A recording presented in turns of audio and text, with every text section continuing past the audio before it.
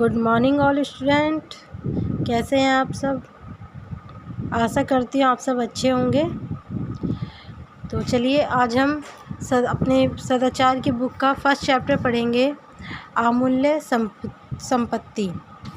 अमूल्य संपत्ति, अमूल्य मीन्स होता है जिसका कोई मूल्य ना हो, मीन्स कीमती। चलिए स्टोरी स्टार्ट करते हैं। ट्रैफिक सिग्नलों और सड़कों पर आज भी कई बच्चे व बड़े बूढ़े भीख मांगते हुए दिखाई देते हैं। इसमें से कई तो हंस-फुस नौजवान होते हैं जो किसी भी प्रकार का काम आसानी से कर सकते हैं, परंतु आलस्यवश भीख मांगने को ही वह अपना धंधा समझ बैठते हैं। तो ये पैराग्राफ को पढ़ के कुछ समझ आया होगा। इसमें क्या है कि जब आप भी बाहर जाते होंगे ट्रैफिक सिग्नल पे या सड़कों पे, आपने देखा होगा कि वहाँ पे बहुत से बच्चे, बूढ़े, नौजवान ये सब क्या करते हैं, भीख मांगते हैं। भीख मांग के अपना गुजारा करते हैं। वो सब मेहनत करके, कुछ काम करके पैसे कमा सकते हैं, लेकिन फिर भी वो आलस की वजह से क्या करते हैं, भीख मांग के अपना गुजारा करते हैं। तो ये स्टोरी उसी से रिलेटेड है। तो चलिए स्टोरी पढ़ते हैं।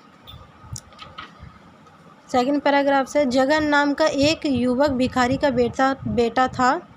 जब से उसने होश संभाला, माता पिता को भिक्षा के पैसे से ही निर्वाह करते हुए देखा। किसी भी प्रकार के कार्य को तो उसके जीवन में कल्पना ही नहीं की थी। भिक्षा मांगना ही उसका धंधा था। सूर्य उदय होते ही जगन एक पेड़ के नीचे जाकर बैठ जाता और राह चलते लोगों से विनम्र स्वर में भीख मांगने लगता। एक दिन दोपहर तक उसे कुछ खाने ना मिला। किसी ने पैसे भी नहीं दिए जिससे वह कुछ खरीद सकता। भूख और प्यास से व्याकुल होकर वह जोर जोर से करुणा स्वर में पुकारने लगा, हे माताजी, दिन को कुछ दान दे दो, भगवान आपका भला करेगा।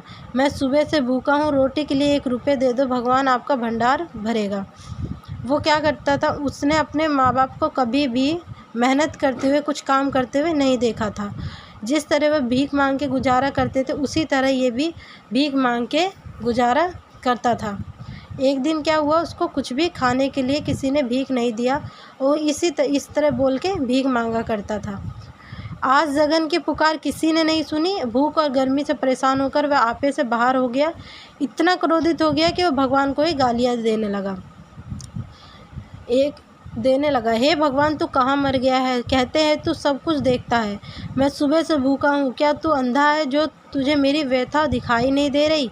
उसी समय एक साधु उधर से जा रहा था। भिखारी के अब सब सुनकर साधु उसके पास गया। उसने पूछा, अरे तू किसे गालियाँ दे रहा है? जब वो इस तरह भगवान पे क्रोधित हो रहा था, तो वहाँ से एक साधु गुजर रहा था। साधु ने उससे पूछा। जगन ने क्या जवाब दिया। जगन निसंकोच बोला, पापी भगवान को और किसे? साधु शांत भाव से बोला, भगवान ने तेरा क्या बिगाड़ा है? भगवान की तो पूजा की जाती है, निंदा नहीं। जगन क्रोधित होकर बोला, पूजा तो वे लोग करें जिस पर उसकी कृपा है। मैं किस लिए उसकी पूजा करूं? उसने मुझे दिया ही क्या है? भीख मांगकर पेट भरता हूं। आज सुबह से वह भी नसीब नहीं हुई।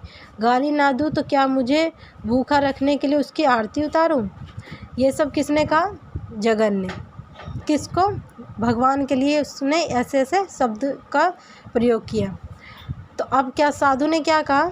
साधु बोला, अगर तुझे खाना चाहिए तो मैं तुम्हें खाना देता हूँ। यदि तुम मुझे अपना एक हाथ काट कर दे दो तो मैं तुम्हें 1000 रुपये दूँगा।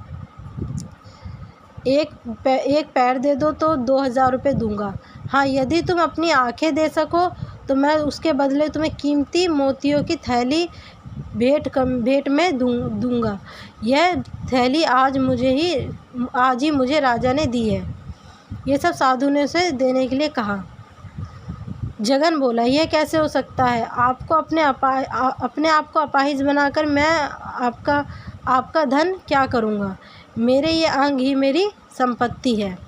साधु बोला, इसका अर्थ यह है कि तुम बड़े ही भाग्यवान हो।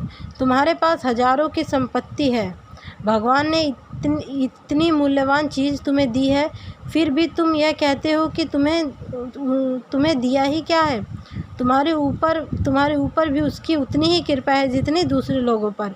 उठो, भीख मांगना छोड़कर भगवान से प्राप्त हाथ पैरों का उपयोग करो, मेहनत करके अपना पेट भरो। यह कहकर वह साधु चला गया। जगन की आंखें खुल गई। उस दिन से उसने भीख मांगना छोड़ दिया और मेहनत करके अपनी जीविका कमाने लगा। तो स्टूडेंट, आपको स्टोरी समझ में आई होगी कि उस साधु ने उस बालक को किस तरह से समझाया। तो इस स्टोरी से हमें क्या समझ में आया कि जो हमारा जो शरीर होता है ये बहुत मूल्यवान होता है, इसीलिए हमें इसका यूज़ करके मेहनत करना चाहिए और मेहनत करके काम को करना चाहिए। ओके, तो ये स्टोरी आपको समझ में आई होगी। Thank you.